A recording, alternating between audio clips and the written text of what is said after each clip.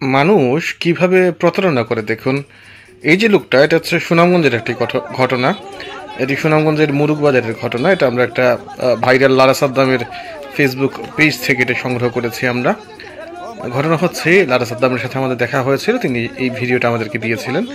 এবং যেটা ঘটনা সেটা হচ্ছে, এই লোকটা মুরুগ বাজার এলাকায় দীর্ঘদিন ধরেই ভিক্ষা করে যাচ্ছে, কিন্তু এলাকার কিছু মানুষের সন্দেহ হয় যে এই লোকটা আসলে প্রকৃত অর্থে পঙ্গু না, সে একটা প্রতারক।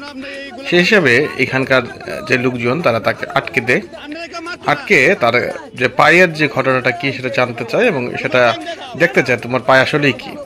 সেই অবস্থায় তার পা খুলে দেখার তারা চেষ্টা করে, সে সময় সে বাধা দিচ্ছে এবং বাকবিতণ্ডায় বারবার সে বাকবিতণ্ডা করছে।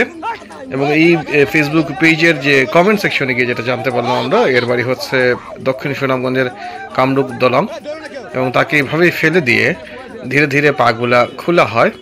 আসলে তার পায়ে এমন কিছু ছিল না, সেটাই বলছে এই ভাইরাল লারা সাদ্দাম সাহেব, এবং তার ফেসবুক পেজ থেকে এই ভিডিওটা সংগ্রহ করা।